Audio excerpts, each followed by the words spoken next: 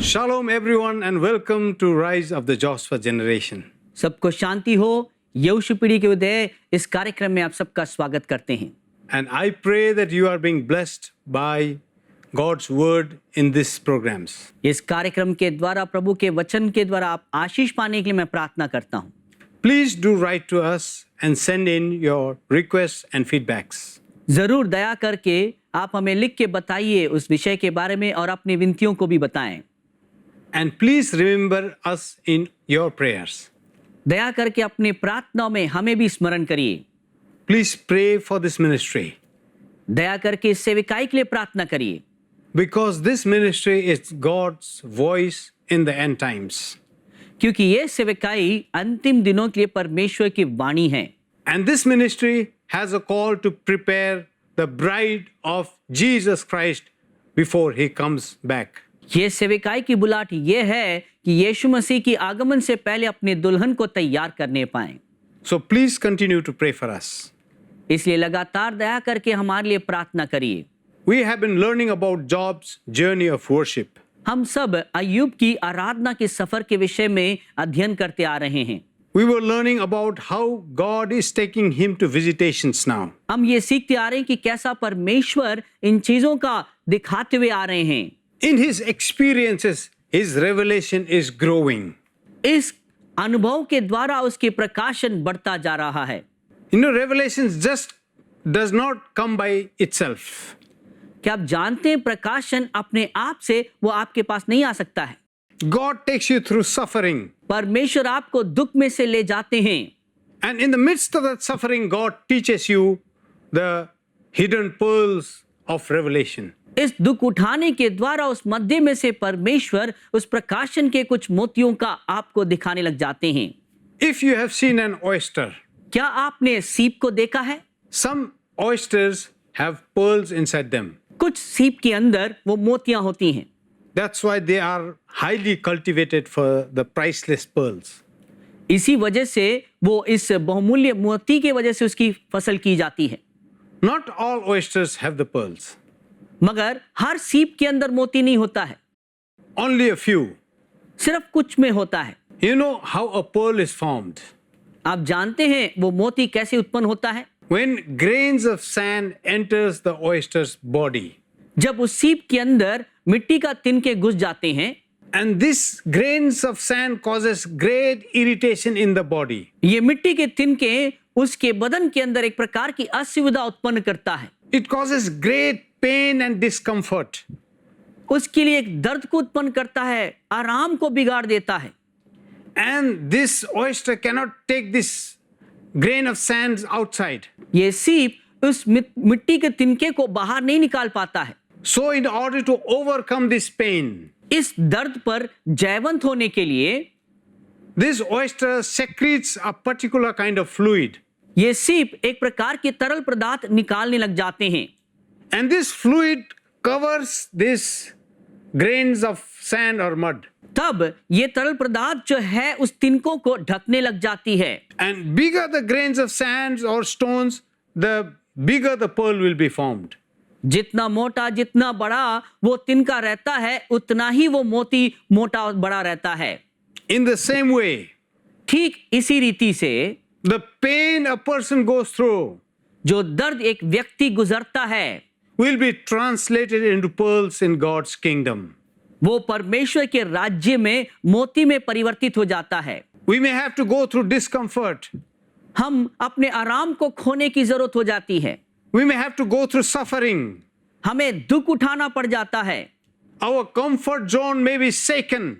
हमारे आराम के स्थान हिलाया जाता है। We may feel like we are being uprooted. ऐसा लगता है जड़ समेत हमें उखाड़ दिया गया है। But God has a plan. मगर परमेश्वर का एक योजना है। Did not Jesus say that the kingdom of heaven is like a priceless pearl? क्या उसने ऐसे नहीं कहा था कि परमेश्वर के राज्य वो बहुमूल्य मोती के समान है? A man goes to search for this pearl. मनुष्य जाता है इस मोती के खोज में। He is a merchant. और वो एक व्यापारी है।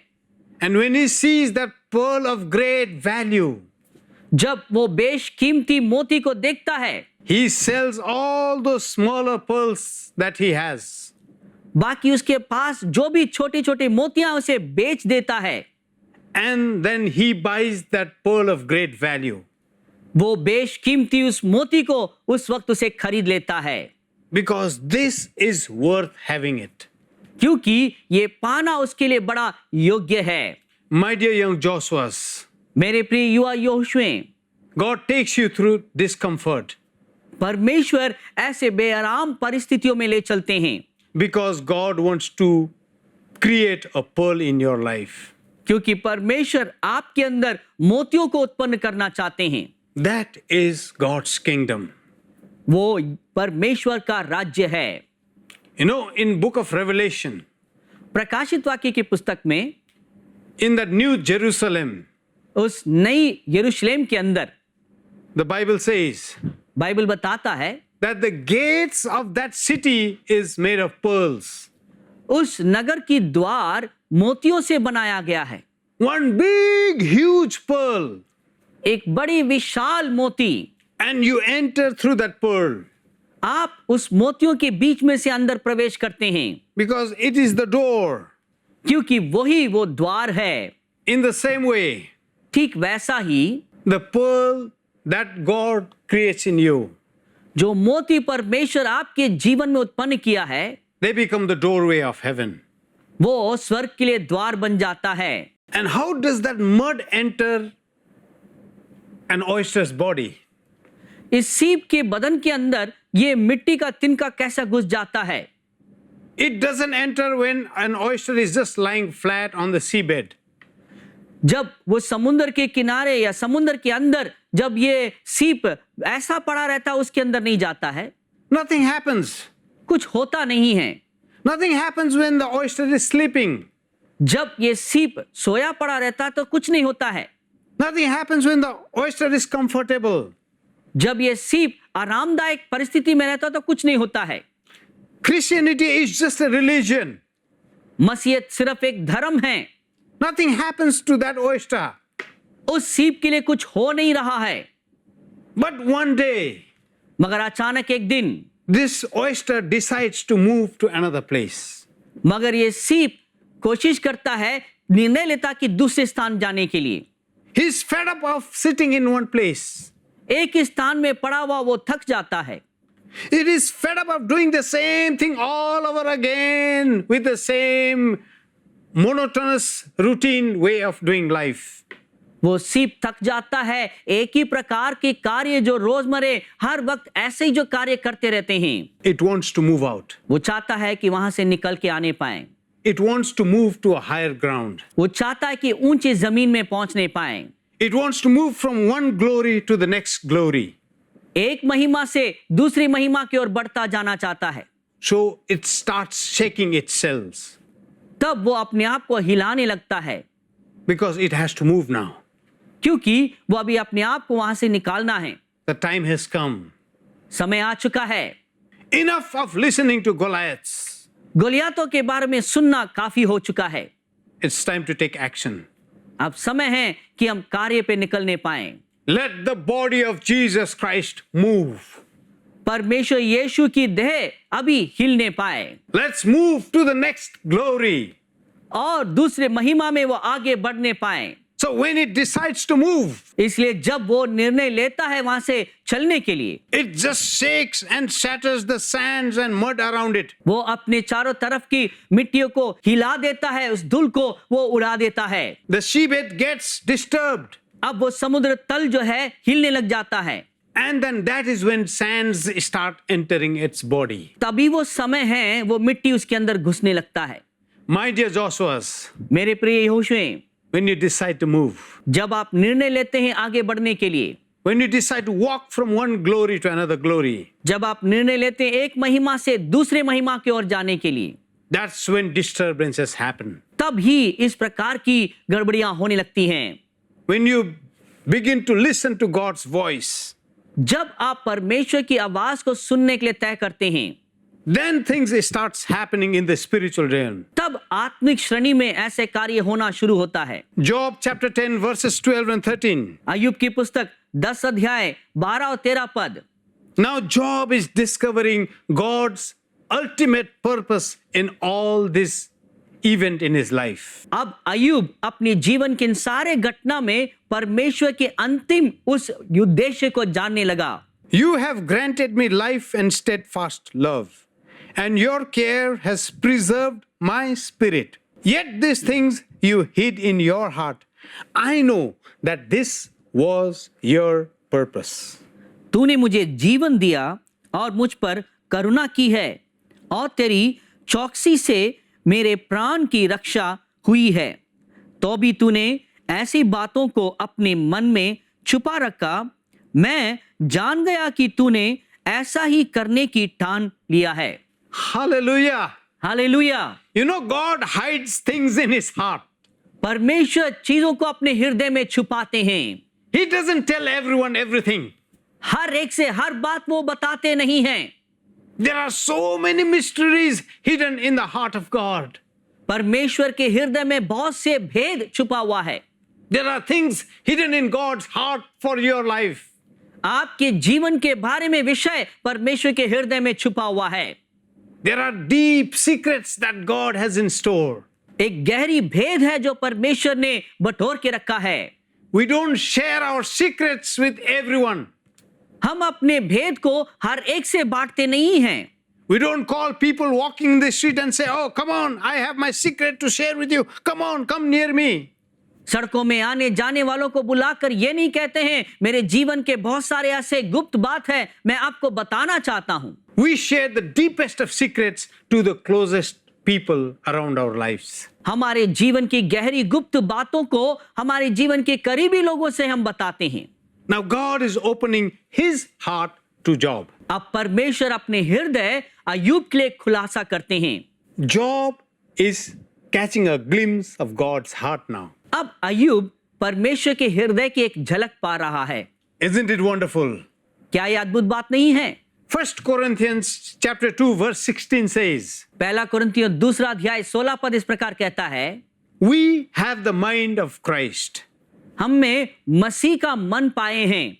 We know what is in Christ's heart. हम जान सकते हैं मसीह के हृदय में क्या है। If we go near his heart. अगर हम उसके हृदय के करीब जाएं। Now Job is going near God's heart. अब अय्यूब परमेश्वर के हृदय के करीब जा रहा है। He is peeping into God's heart. वो अभी परमेश्वर के हृदय के अंदर झांक रहा है।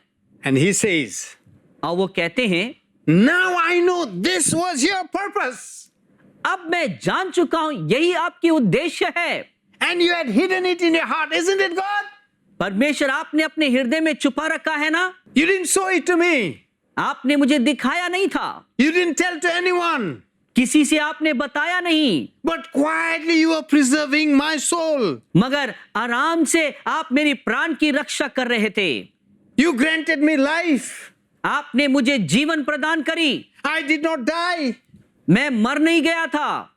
Because your steadfast love surrounded me. क्योंकि आपकी करुणा मुझे घेरा हुआ था। You preserved my spirit. मेरे प्राण की आपने रक्षा करी। I know it, Lord. मैं जानता हूं प्रभु, Everything works together for the good of those who love him. हर बातें मिलके भलाई को उत्पन्न करता जो आपसे प्रेम रखता है। When you journey with God, जब आप परमेश्वर के सफर में चलते हैं, God will begin to tell you about all the things that he has in his heart for your circumstances. आपके परिस्थिति के लिए परमेश्वर के हृदय में जो जो बातें हैं वो आपसे कहने लग जाते हैं। From the big question mark, why? बड़े जो सवाल प्रश्न चिन्ह हैं, क्यों, उसमें से You will begin to know the purpose and plans of God in this struggle. इस संघर्ष में परमेश्वर की योजना और उद्देश्यों को आप जानने लग जाते हैं। There is a blessing coming. एक आशीष आने वाला है। Overcomers. जयवंत होने वाले। If you win, अगर आप जीतते हैं, you will win the crown of life. जीवन की मुकुट को आप पाएंगे। If you win, अगर आप जीतेंगे, I will let you eat from the tree of life. वो जीवन के वृक्ष से फल खाने के लिए दूंगा। If you win, अगर तुम जीतते हो, I will make you a pillar in my temple. मेरे मंदिर का खंबा बनाऊंगा। If you win, अगर तुम जीतते हो, I will come and dine with you. मैं आके तेरे साथ भोजन करूंगा। Revelation is for winners. प्रकाशन जयवंत होने वाले लोगों के लिए है। Revelation is all for winners.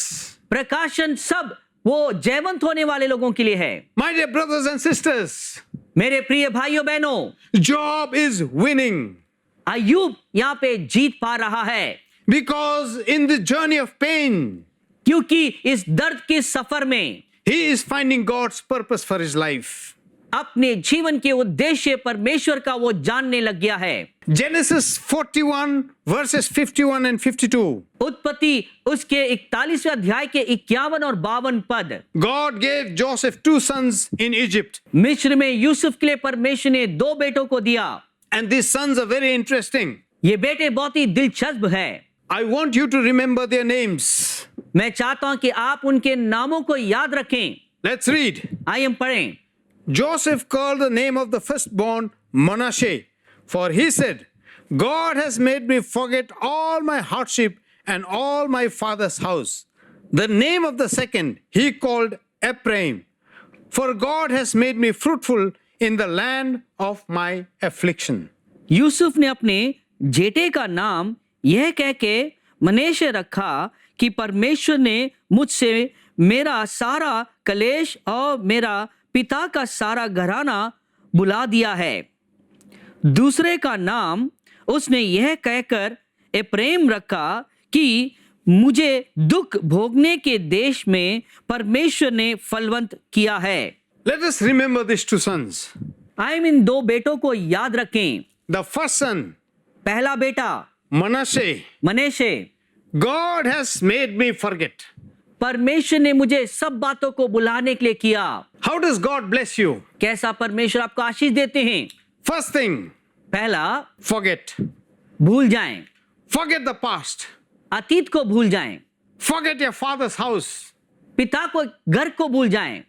You know, the journey of worship is always from the known to the unknown. आप जानते हैं आराधना का सफर जानने में से अनजान तक है। Your life always hangs around the things that you know. आपके जीवन उसी के साथ लगा रहता है जिन चीजों को आप जानते हैं। Your families, आपके परिवार, your friends, मित्र लोग, your church, आपके कलीसिया, the food you eat, जो भोजन आप खाते हैं, the recipes that you prepare at home, जो पकवान आप अपने घर में तैयार करते हैं, the vegetables that you get in the market, जो सब्जियां बाजारों में आपको मिलता है, all familiar things. सारे जाने माने चीजें, That's where we build our life around. वहीं पर हम अपने जीवन बनाते हैं And then we don't want to move from that place. और उस स्थान से हम निकलना नहीं चाहते हैं। We just keep living our lives in that shell. हम सिर्फ उसी ढांचे के अंदर रहने लग जाते हैं। But God says, मगर परमेश्वर कहता है, come out उसमें से बाहर निकल के आओ, and I will bless you. तब मैं तुम्हें आशीष दूंगा। You know, the angel of the Lord told Joshua, आप जानते हैं परमेश्वर का स्वर्गदूत यहोशू से कहा, you have not walked this road before, इस मार्ग में पहले तुम चले नहीं हो, but I will guide you. मगर मैं तुम्हें अगुवाई दूंगा, I will teach you. मैं तुम्हें सिखाऊंगा। Christian journey is always walking from the known to the unknown. मसीही सफर हर वक्त जानने में से अनजान की ओर है। So if your past keeps dragging you back, अगर आपकी अतीत बार बार आपको खींचता रहता है, God cannot bless you. परमेश्वर आपको आशीष नहीं दे सकते हैं। God could not take the Israelites to the promised land परमेश्वर इस्राएलियों को वो प्रतिज्ञा के स्थान में ले जा नहीं पाएगा, because their past kept dragging them backwards. क्योंकि उनकी अतीत बार बार उन्हें पीछे खींचता जा रहा था। Oh, life was so good in Egypt. मिस्र में तो हमारे जिंदगी बहुत ही अच्छा था। We had the garlic, हमारे लिए लहसुन मिलते थे, we had the ginger, हमारे लिए अदरक मिलता था, we had so many spices. वहां पे अलग अलग प्रकार के मसाले थे, We could eat so nicely. अच्छे से हम भोजन खा पाते थे। Now we have nothing. अब हमारे पास कुछ नहीं है। We wish we could go back to Egypt. हम आशा करते कि मिस्र में अगर वापस चले जाते। Oh, life was so good. जीवन तो बहुत वहां पर अच्छा था, Life was so better there. जीवन वहां पर बहुत बेहतर था। God could not bless them. परमेश्वर ने आशीष नहीं दे पाया। He had a future for them. उनके लिए एक अच्छा भविष्य रखा हुआ था, But since they kept dwelling in the past, क्योंकि वो अतीत में बने रहते थे, they could not enter the promised land. वे प्रतिज्ञा के उस स्थान में प्रवेश नहीं कर पाए। Joseph says, यूसुफ कहता है, Manasseh, मनाशे, because God made me forget क्योंकि परमेश्वर ने मुझे सब बातों को भूलने के लिए किया, all my hardships, मेरे सारे संघर्ष, my father's house. मेरे पिता का घर। I've come to a place मैं एक ऐसे स्थान में आ गया हूँ which even one person I don't know whom I call my own. वहां पे 1% भी लोग नहीं है जिससे मैं कह सकूं वे मेरे जानने वाले लोग हैं, But God has blessed me. मगर परमेश्वर ने मुझे आशीष दिया है। And number two, दूसरी बात, God has blessed me and made me fruitful in the land of my affliction. मेरे दुख उठाने वाले स्थान में परमेश्वर ने मुझे फलवंत किया है। I know we have run out of time.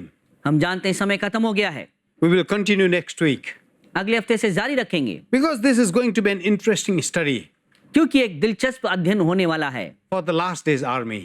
उन अंतिम दिनों के सैनिकों के लिए। Heavenly Father, we thank you. स्वर्गीय पिता, हम आपको धन्यवाद देते हैं। You are blessing us with your word, Father. पिता, अपने वचनों से आप आशीष दे रहे हैं And then make us continue to grow in your word और प्रभु आपके वचन में लगातार बढ़ने के लिए मदद करिए, so we can be very, very powerful end time army for your kingdom. ताकि आपके राज्य के लिए इन अंतिम दिनों में एक बहुत ही सामर्थी सेना बनने पाए। In Jesus' name we pray. यीशु के नाम में हम प्रार्थना मांगते हैं, Amen. आमीन। Till we meet again. अगले बार मिलते तक God bless you. परमेश्वर आपको आशीष दे। If you are blessed by this program, please send your testimonies and feedbacks to Angel TV, Villivakkam, Chennai 600049, Tamil Nadu, India. Our email ID is programs.hindi@angeltv.org. अगर आप इस कार्यक्रम से आशीषित हैं, तो अपनी गवाही और विचार हमें इस पते पर भेजिए। Angel TV, Villivakkam, Chennai 600049, Tamil Nadu, Bharat. हमारा ईमेल आईडी है programs.hindi@angeltv.org।